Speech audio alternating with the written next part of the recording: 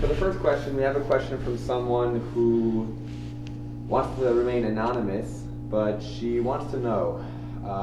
She wants to gain greater insight.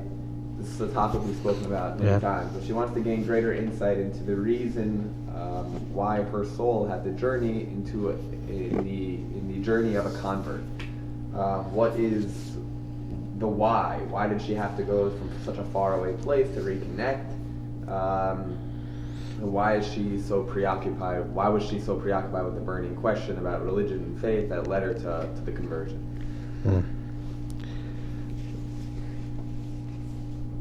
Ultimately, the why is left to Hashem alone to understand.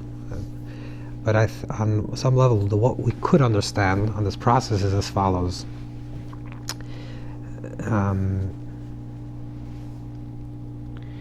The neshama comes down to this world, the soul comes down to this world to achieve a particular tikkun, a particular soul elevation through the body, through the life that they live.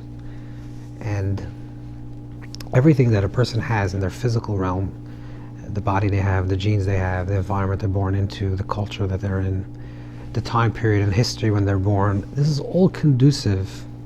This all creates the context through which our lives, our spiritual selves, could be manifest. So the reason why we have these parents, and these are our siblings, and this is the environment that we're born into, and this is, let's say a person is born into wealth, or a person is born into poverty. This all reflects a particular soul mission that we have in this world. So the Rabbi Moshe Chaim Luzzatto, Ramchal, and others speak about, for example, a person that was, let's say, the previous life was a wealthy person. So perhaps in this life they will come down into a situation where they won't have the opportunities to become affluent, because in previous lives they worked on their tikkun. The tikkun hanefesh was to give and to work on the expression of giving and the midah, the attribute of giving. And in this life, maybe they have to learn the art of receiving, and that's an art as well. How a person receives, how a person becomes grateful, how a person has a karas hatov, a person has gratitude to the person that showed him kindness. And this is an art that a person has to learn. And this is every single situation that we have in our life, all the context of our life, our genetics, our culture, and our upbringing. This is all part of the bigger narrative that allows us to express fully who we are. Now, sometimes souls that are rooted in a particular soul place. Now, all souls. We should start this to begin with, like this. All souls are rooted within the great soul of Adam. Like the Torah describes in creation story, Zachar v'nekeva bara v'isam, Hashem created the man, male and female, which means that just like Adam and Eve, Adam and Chava were the genetic parent of all humans, the same thing also spiritually, before the Chet, before eating from the tree of knowledge, all souls were rooted within the great soul of Adam. Some souls were connected, let's say, for example, to the right hand of Adam, some souls are connected to the left hand of Adam. And these are group souls. There is something that's called the soul of a Jew, that particular soul type that comes and is rooted within Adam Kadmon, within the primordial man. And this cluster of souls is souls that will still remain connected to the body of Adam after the eating from the tree of knowledge. And these souls generally migrate and transmigrate, which means that they reincarnate from one life into the next. They generally do so from one Jewish body into another Jewish body. So in the previous life they were Jewish, in the next life they'll be Jewish, and the previous life maybe their spouse was their child, and their child was their spouse. But it's part of this cluster of souls that keep on coming back together to achieve their tikkun in all different types of manifestations. Sometimes they manifest in a life that they're more affluent, and next life they may be less affluent, and each subsequent life, another aspect, another dimension of the soul is allowed to be expressed. Souls of Jews, a Jewish soul, which sometimes reincarnates into a non-Jewish body, is that sometimes, and this actually can work this way, that sometimes there's a soul that has to achieve a certain tikkun, a certain purpose. And maybe it achieved its purpose, or maybe it's even coming back to this world to help other people achieve their purposes.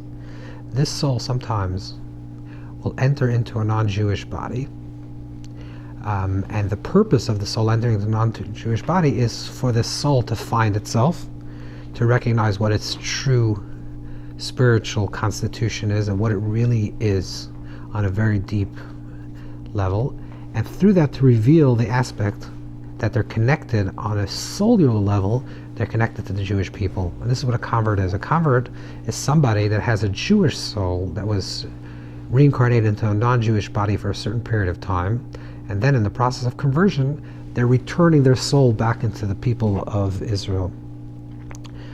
Now, interestingly enough, this phenomenon of converts, Gerim, those who fully accept upon themselves Torah mitzvahs to live a Jewish life, this concept of converts, interestingly, always occurs in a greater amount, in a greater number, after a tragic Jewish experience.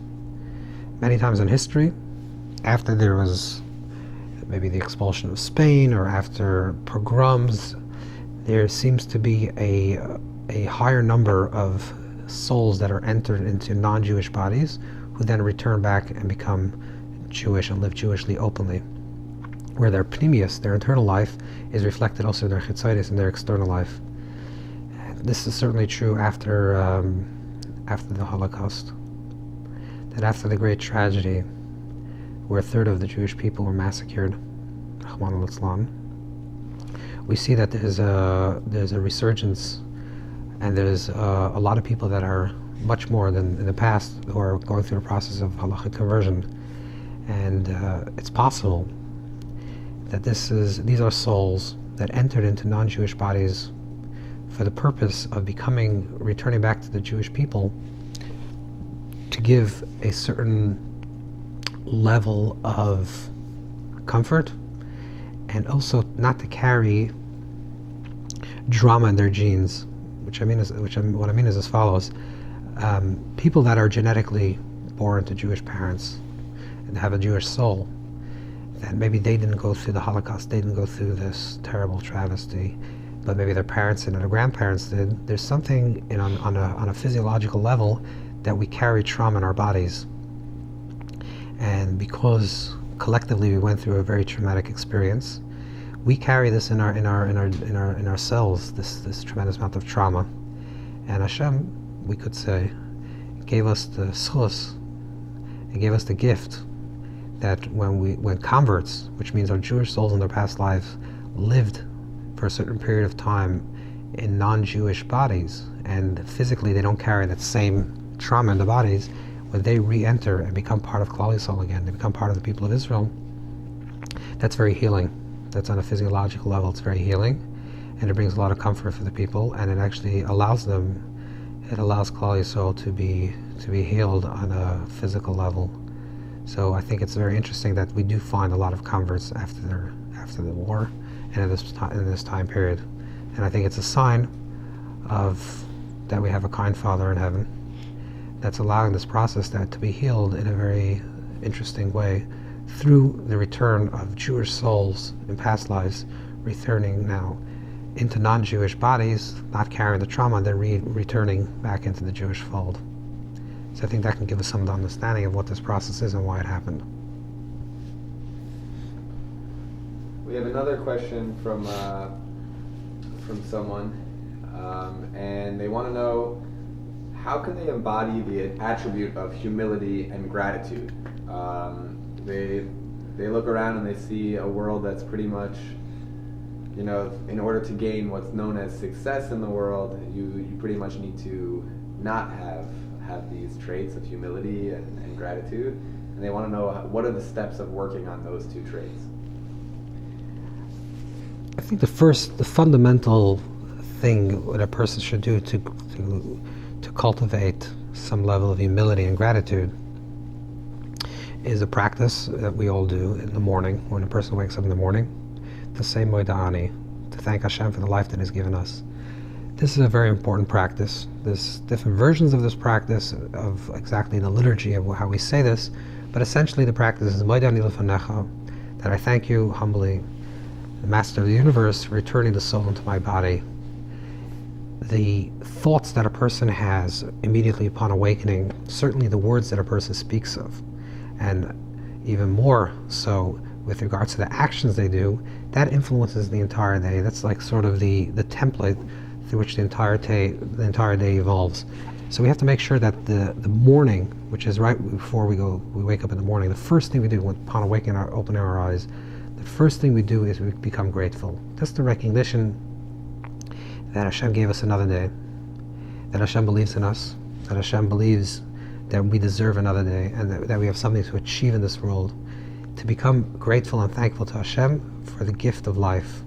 And when we do this practice in the morning, and that becomes the first thing, the first words that we utter, first words that we say right upon awakening. When we do this, that becomes the foundation of all the words that we speak about, and all the thoughts that we would have. So I think the most important thing is to make sure we set the day up correctly by starting off to being very grateful and thankful. And certainly with regards throughout the entire day, we have to take time throughout the day, whether a person picks up a cup of water and takes a drink, to say Baruch Atah Hashem, to make a blessing, and thank Hashem for the water that they're drinking. We are continuously blessed with trillions of blessings every single day. The fact that we have shoes to wear and there's a floor to walk on, and the fact that we have clothes to wear. And the thing is that we live in a generation that we're not grateful. We take things for granted, and everything, as they say, everything is, I deserve it. But the simple things of life we have to take for granted. I'll tell you a very interesting anecdote that once happened to me. Maybe this will understand what's the problem with our generation. I was once sitting on a plane, and as the plane was about to take off, or maybe it took off already, there's an announcement on the plane, and the announcement was, this is a few years back, that we were very happy to tell our passengers that there's free Wi-Fi on the plane, or there is Wi-Fi on the plane, and everyone was very excited there's Wi-Fi on the plane. And okay, people open their computers and they're busy looking at all different types of nonsense. And about 20 minutes into the flight, there's another announcement that says, due to turbulence, we just lost our Wi-Fi connection and we don't think we're going to have it back till the end of the flight. And there was a tremendous uproar. People were really upset about this. And I was thinking to myself, 20 minutes ago, you didn't expect to have Wi-Fi. I don't even know why you need Wi-Fi on the plane, but let's say you're a very important person, you have so many emails to write. 20 minutes ago, you didn't even know that that you were going to have it. You just got a gift of 20 minutes of Wi-Fi, if that's considered a gift. Now that you don't have it, you're upset. This is very indicative of our generation. Whatever comes to us, we think we deserve it. Even if it was just given to us 10 minutes ago, we think this is the way it should be and this is the way we should have it. So we have to work on ourselves to be continuously thankful and grateful for all the blessings that Hashem gives us and continues to give us in our life. And that opens up that opens us up even to deeper blessings. We had a question from someone named Ruben, and they wanted to know, at the end of each of their prayer in the morning, they add in a certain thing they think is from Riminov, which is the skula for saying the parsha of the man. Yeah. The manna bread. And he said that is a skula, I don't know how to say that in English, but a skula, a good omen. A good omen yeah. for making making a living, yeah. making a living in a more easy way. Yeah. And he wants to know, how is something like that, which has become pretty much a daily thing for him, how is that not something which is a transgression of adding to the Torah? Are we allowed to do things that are skulas that are... First of all, that particular skula that says that skula for parnasa is not necessarily for Remenel Riminov. Remenel Riminov is the one that said, if he said, even though it doesn't really, we don't know where it says this, but he said about reading it in Parshas B'Shalach on the same week when it happens, to say it on the Tuesday in the Parsha. But the idea of generally saying Parshas Haman is brought down to Shulchan Aruch. It's brought down. Now, you have to understand really what this actually means. Why is saying the Parshas Haman, saying the the portion that speaks about the giving of the man, why is that a positive omen to receive sustenance, is because everything is rooted in the Torah. Everything that we experience in the physical plane has its roots in the Torah. And if we want to know what the root of something is, we have to see where that thing is expressed in the Torah. The one place where we see the idea of parnasa, the livelihood, is expressed in the Torah is in Parshas Haman, where Hashem sustained us in the desert for those years with man. So therefore, the meta root of all parnasa, of all livelihood, is in the Torah, and specifically in the story that's connected to the Parshas Haman. And for that matter, it's brought down in many svarim that if a person needs a shidduch, needs to get married, what's a good skula for that besides dating and finding someone to marry? But internally, what is good skula for that? What is a good omen for that? So it says you should read the first parsha of the Torah, which talks about Adam and Chava finding each other or becoming a mate. If a person's looking to receive redemption in their life, they should read the story of the going out of Egypt. Any story that we find in our lives that we're having struggle with, or we're having an issue with, or we want some blessings with that, we can read the parts in the Torah, and that can open up the channel to receive those blessings from that meta source through which all blessings are received. Now, of course, if you do something and as a custom, then it's never adding on the Torah. The issue of adding to the Torah of Al Taisiv is only when you accept it as a mitzvah. When you say it's a mitzvah on me, it's a commandment on me, this is the way I should be doing it, I have to do this every single day. You don't have to, it's a custom, it's a minhag, and you accept it upon yourself to do it, and it's a positive custom. We have a question from Marlene, and she says that she's heard that when someone passes away, their soul lives on. Their soul continues to live on. When so much time has passed after someone has passed away, how are they supposed to envision that person? If the soul lives on, what does that mean that the soul lives on? Are they continuing to age? And how should she imagine that person? The soul lives on it's a very long conversation. This is not for a 2-minute answer. And there's a book that was written on this. I forgot the name of the book again. Life After Life. And there it talks about it at great length. But I think the basic idea is whether that the soul, that you have to imagine the soul the way it existed when the person passed on. Because the fullness of the human being and the evolvement of the of consciousness and of soul really occurs in this life. All development that occurs, yesh baga b'kever, if even this is some type of movement in an afterlife, the movement is only consistent with the movement that occurred in this life. So the really leaps and quantitative leaps that a person can experience is only in this life. So we have to think about the person, how they were when they passed on. That's the way their soul is today. Of course, a little bit deeper, a little bit higher, and less negative. So if a person had resentments, is a little bit angry, this is the person that we think about. We have to think about who would that person be without these nagging negative traits. But it is essentially the person that passed on that survives at that point of life where they're holding.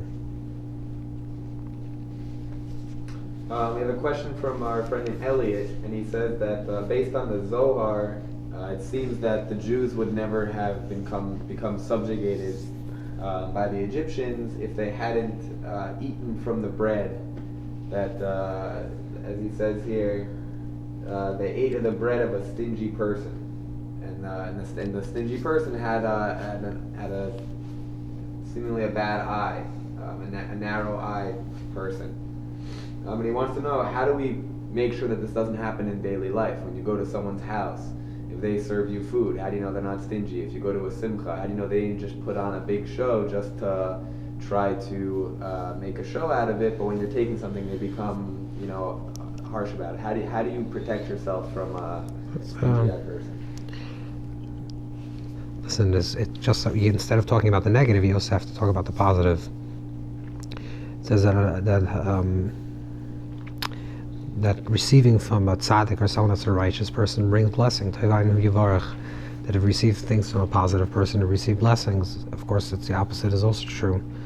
We have to surround ourselves as much as we can with people that we assume are positive, and in any interactions that we have, of course, we always have to try to elevate the people that are around us and to inspire the people that are around us. But in terms of receiving, which means to take on a person's energy, to take it into ourselves, whether it's food or something else, but to bring it into us, to take it to ourselves, we do have to be careful. If you don't, we shouldn't take charity from any person. The Gemara, the sages actually talk about who you can take charity from and who you shouldn't take charity from. We have to be careful, because when we take something from somebody, and the person is necessarily a negative person, then we're bringing that into ourselves. We're drawing it into our own selves.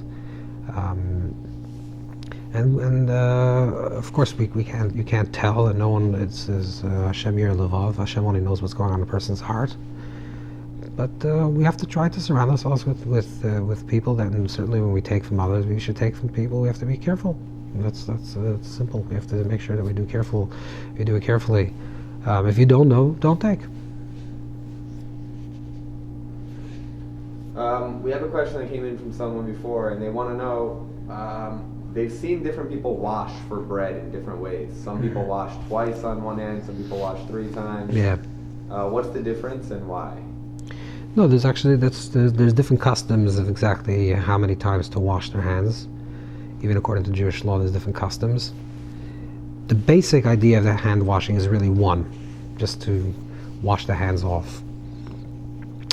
But it's really not about washing, but it's about netilas yadayim. You wash the hands with water, then you lift up your hands. And you make a bracha al netilas yadayim. Netila doesn't mean to wash. Netila means to lift up the hands.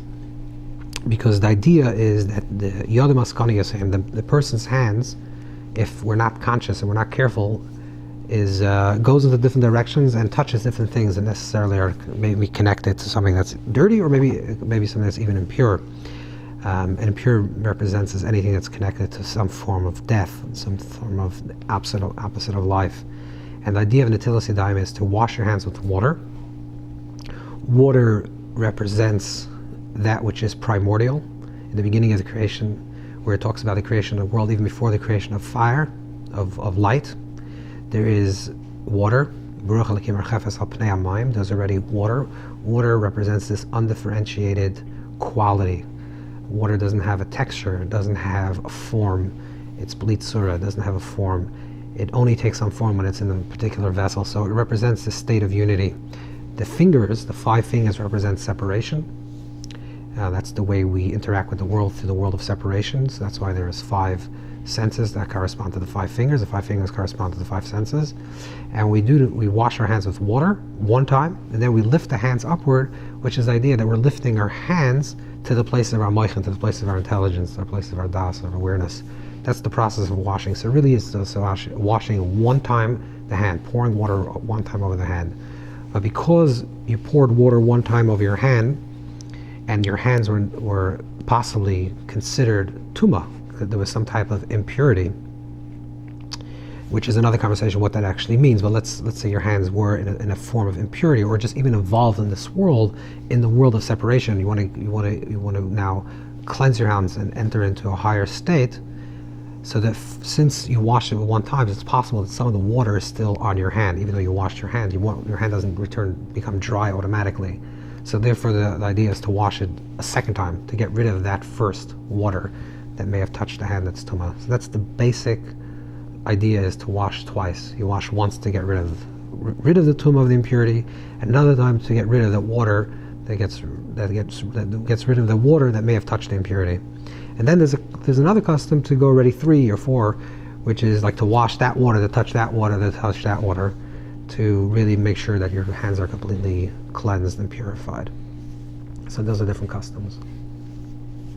We have a question from Justin. He used a specific case, but I'll ask it as a more general question first, which is, he wants to know what's considered Teshuvah. How does someone actually, when someone does something good, is it considered Teshuvah? For example, he asked a question about Alfred Nobel, that he had created, his inventions created things like, dynamite, which led to a lot of death. But when he died, he left, almost all of his money to create the Nobel Peace Prize.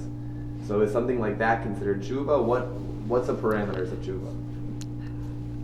I don't want to say you should read the book Reclaiming the Self, which talks about Teshuvah in length, and then you'll understand a little what Teshuvah is. But the basic definition of Teshuvah is when a person is put into the exact same situation that they were previously, as much as it's possible, because obviously it's not possible to be in the exact same situation because we're constantly evolving, but as much as possible to be in the exact same situation where previously they may have done something that was negative, and in that exact same context to refrain yourself and not to do it. That shows that a person accepted upon himself not to go back to that path and accepted upon himself to choose another path. So let's say a person, you took Alfred Nobel as an example, let's say a person supported, or made their living creating dynamite. And while that person was alive, they, instead of supporting dynamite and creating things that were killing people, they took the exact same situation that they had the Tuesday morning, that they woke up in the morning and normally they went to the business to produce things that were destructive. That same next week Tuesday they went to work to produce something that is constructive. That would be Teshuvah. Teshuvah means to undo in the exact same context which you've done. Take the exact same situation and redo it in a different way. That would be Teshuvah. We have a question from Shannon, and she wants to know if it's possible for the coming Mashiach, the Messiah, is it possible for them to be a female? No, not really, no. But okay, when Mashiach comes, it's not going to be an issue. All these issues won't be an issue. It's not a male or female.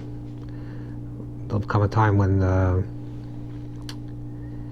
then okay with the Savagara that the female will rise above the male. There'll come a time when there'll be a total equality of the genders. We don't have to think about it in those terms. But the answer is no. We have another question, and this came in from someone named Talia, and she wanted to know when she's lighting the Shabbos candles, besides for bringing in Shabbos, she wants to know exactly what she should be thinking. What's the intention for the Shabbos candles? There's a lot of different. Depends how advanced and how familiar we are with different teachings. But the basic idea of Shabbos candles is that, in contrast to the week, fire, when the Torah wants to describe work on Shabbos, the only description that the Torah describes, now we know that there's 39 malachas of Shabbos, 39 prohibitions, avos malachas on Shabbos, primary prohibitions on Shabbos, but the one thing that the Torah says clearly you're not allowed to do on Shabbos is that you're not allowed to light a fire. Why a fire? Because fire represents productivity. Fire represents the beginning of the Iron Age, Industrial Age. The whole idea of fire is productivity. You can weld, you can create. Fire, you can manipulate, you can cook, you can preserve. This is what happens through fire. Fire represents our attachment to this world, our involvement in the world. But the fire that we talk about of the week is the fire of a torch, like the Havdalah candle that's lit on Motzei Shabbos and Saturday night, which means that it's a large fire. It's a fire with many different wicks, representing the multifaceted and the multidimensional reality that we live in, and the productivity and the progress and the movement that we're going to move forward during the coming week. As Shabbos is entering, we light a very gentle flame. The gentle flame is one wick, and the idea is that it represents peace, tranquility, transcendence. Everything that a flame does, a flame suggests that it's not fixed, it's constantly moving, but it's progressing.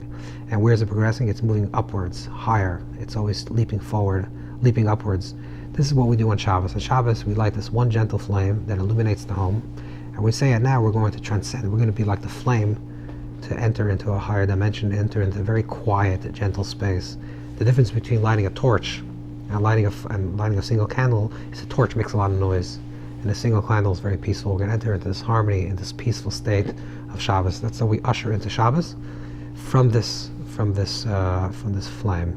So that's the basic kavanah. Of course, there's many more detailed intentions and kavanas of the different colors of the flames and the various names of Hashem that are connected to the word Ner. There's 250, which is the numeric value of Shem Hashem, Hashem Adonai, which is Shem Hashem is 26, Adonai is 65, and Shem Hashem and Shem Elokim. Shem Hashem is 26, and Shem Elokim is 86, and again is 112. Shem Elokim and Shem Eka is 26 and 47, and 21, which again is 47. The total number of that is 250, which is the numeric value of the word ner, which is a candle. And that really has a lot of kavanah, a lot of intentions that we have, that when we light the candles, we should have intention. But the basic intention is that we're transitioning through the candle from this loud noise reality, the loudness, the noise of the week, the multi-dimensionality and the fullness of the week, into the gentle, transcendent space of Shabbos, the place of the neshama, the place of the soul. The Zohar says that Shabbos is Yom Nishmas, is day of the soul, v'lav l'gufa klal, and has nothing to do with the body, which means we're entering into a more spiritual, sacred space. So that's the basic intention we should have when we light the Shabbos candles. We have a follow-up question from someone named Tracy, and they found Marlene's question about when someone passes on to be important. Yep. When the Rav said that we should imagine the souls as they were when they passed on, Tracy's question is, what if they were sick? And why then, if we also imagine them where they were, why then do we constantly why are we constantly told to do mitzvot, or let's say Kaddish and Shul, in order to raise their souls to a higher level? Okay, so this is a very important question. That's why I think it wasn't maybe so clear. I said to imagine them in their state that they passed on without the negativity. I gave an example of, let's say, anger or resentment, things that they struggle with, maybe in terms of their midos, in terms of their attributes. But what I also mean, and this is very clear, should be laid out, and I mean try to imagine them before they got sick. And even if it's a few years before, that's where they were living in the height of their life. The last time you remember them, the way they were projecting their fullness of themselves before the body succumbed to their illness. That's the place. That's the person that they passed on. That's the neshama of the person that they passed on. Now, and that's the reason. Just like physically, there's ailments of the body, and the body gets sick and finally and succumbs to death, and it passes on. The same thing also. There's negative qualities that's related to that, and part of the saying Kaddish is not to get rid of the illness, because that's just the bodily issue, but to get rid of any types of negativity. If the person, let's say, was a beautiful person, a kind person, a very gentle person, a holy person, a very good Jew, and the person lived a very good life, but there was also some negative. Every person has certain negative traits, some more than others, some are more refined than others. Part of the process of Kaddish, or doing things in a person's honor, that a person passes on, is to slowly allow them to let go of those negativities, of those things, to refine their personality and to shine even more brilliantly. So that's the elevation of the soul again, and the process of elevating and the soul reaching higher and higher levels in the afterlife is the soul refines itself more and more to truly be their true self. We have another follow-up question from Shannon. And she's really asking this not because of anything, trying to push a topic. She understands the answer, just wants to hear the you mean perspective of the Rav. Yeah. Why is it, if the female rises above the male, is not an appropriate thing for a female to teach? Just why is that? No. Why is, if it's going to be rising, in the future? We have to understand the dynamic. It's and the male and female, even though they're actually men and women, but it's really a dynamic. It's a spiritual process. In the beginning of creation, we have to go to the beginning of the story of Bereshit. In the beginning of creation, it's Zachar v'Nekeva bara Isam, male and female, he created them, which is totally equal, totally aligned energetically, masculine and feminine, which both was also reflected in male and female.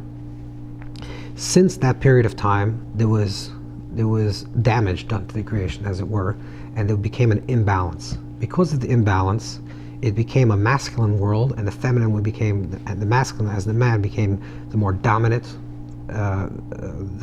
gene.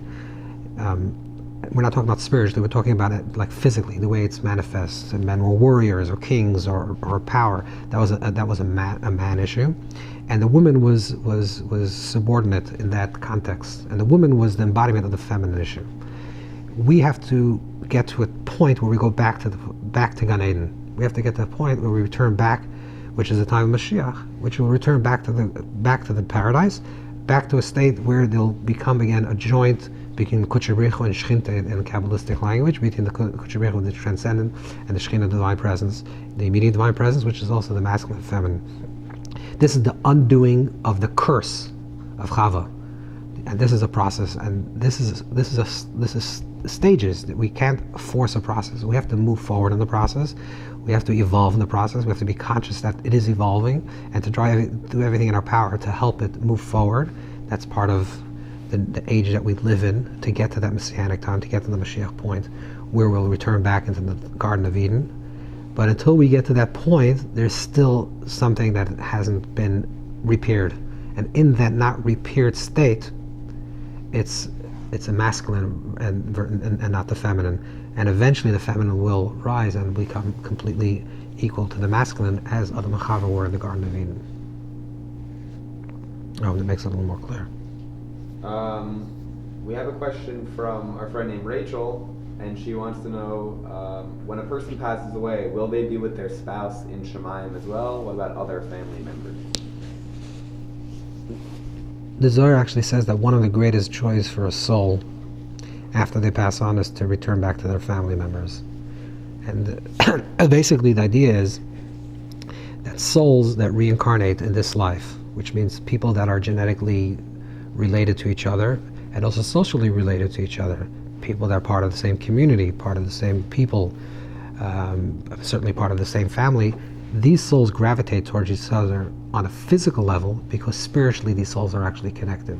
These are family souls that are manifest as family, or a larger family, an extended family, because on a spiritual level these are souls that are rooted within the great soul of Adam, in the same place, quote unquote, within the great soul of Adam. And after a person passes on, after 120, those souls, like all souls, return to the place where they came from.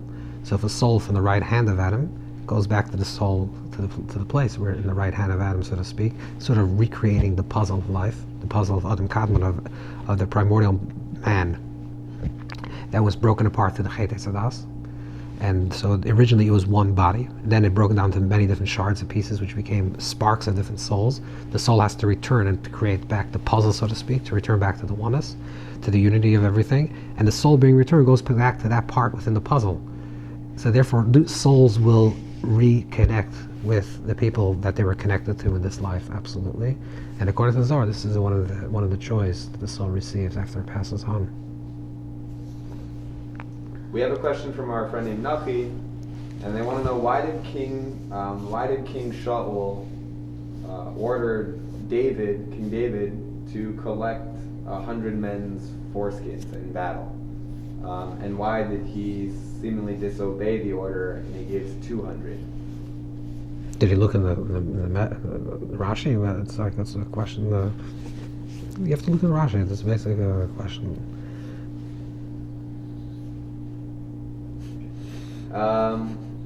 We have a question from our friend James, and he wants to know, when does a person take a literal view of the Torah, and when is a person supposed to understand it more as a metaphor or allegorical?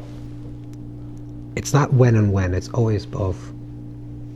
It's not. We have to take the literal interpretation of the Torah. The Torah is telling us, describing that there was a person Avraham, there was a person Yitzchak, and to only understand it on the literal level without the pshat there's level of pshat, remez, dush, side, which is the literal, the interpretive, the hidden, and the allegorical. These are the four levels of the Torah. When a person reads the Torah, pshat, remez, drush, without the side, without the hidden, then they're doing pared. Pared is separation. They're separating the Torah from its entirety. But if you only read the side, which is more the allegorical or the spiritual or the deeper interpretation, without reading the literal, then it's like eating salt without bread. You have to, or without meat, if you wish. The soid is the inner secret of the pshat, and they're not two separate things. We have to understand it on a literal level and understand it on an allegorical level. Of course, there are certain times in the Torah describes a particular thing, and Chazal have a tradition from Matan Torah, from Torah Shabbat Peh, from the receiving of the Torah originally, what these things mean. Like what exactly the word taitavos means, not just as the allegory, as the Rashbam writes, that it represents that you should put it upon your heart and upon your head, but it actually means you should put on a physical box with the Parshias of the Torah upon your head and upon your heart. We have a question from our friend named Abby, and she says she believes she once heard the Rav say something that along the lines that it's not appropriate to ask someone who's deceased for something called Melitz Yosher, which I believe is... you could ask. You should, yeah. She says that she believes that the Rav said it to only ask unless they're an actual tzaddik. How does one know if perhaps your relative is a tzaddik, if you want to ask them for wisdom and stuff like that?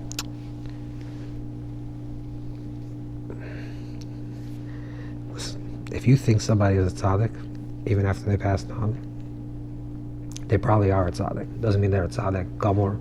Doesn't mean they're a complete tzaddik in every single aspect of their life. But if you can evaluate a person's life and say that they're a good person and they're a righteous person, then we can assume it's a righteous person. I don't know. We don't have to look too deeply into this to find this out. I think if you feel like this person is a person that, certainly if it's a parent or a grandparent, they can always be a Michael Tzirasher for you, because the connection that you have with them is something that's much deeper. It's not only because they're a tzaddik, it's because they're part of you. The reason why we ask specifically from a tzaddik is because a tzaddik is sort of a general soul that's connected to all the souls. So when we connect with the tzaddik is part of our soul. Therefore, the tzaddik can ask for us, but it's really asking for itself, but it's really asking for us. But a person that's a parent or a grandparent, they're part of you. So they can certainly be a good male tzirasher for you always. There's a question from our friend named Steve, and he wants to know when Mashiach comes, the Messiah, are they going to be a more divine person, or are they just like everyone else, but they just know more about God? You mean the person Mashiach? The person Mashiach, there's a description, the Rambam, if you look at the Maimonides at the end of Hilchos Malachim, the Rambam describes the person of Mashiach as a very righteous person that has certain criteria, of certain leadership criteria, a physical person, a physical being. And then once this person is chosen to be Mashiach, they together with the entire world will rise to a higher level of being. But initially it's a physical person that's born.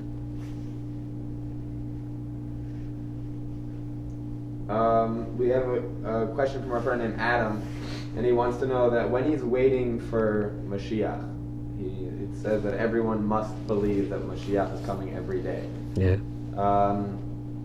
If that's the case, there's a lot of questions about, what is it considered? Let's say, he hasn't given an example, but when I have to light menorah, how many do I have to light? There's conversations about each thing. Right. But believing in Mashiach, what does that mean in terms of, where's the conversation of what does it mean? Do I have to have a bag packed?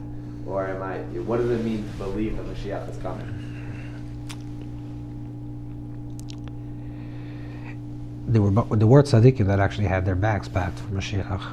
Of course, that's if you're on that level, you should surely do that.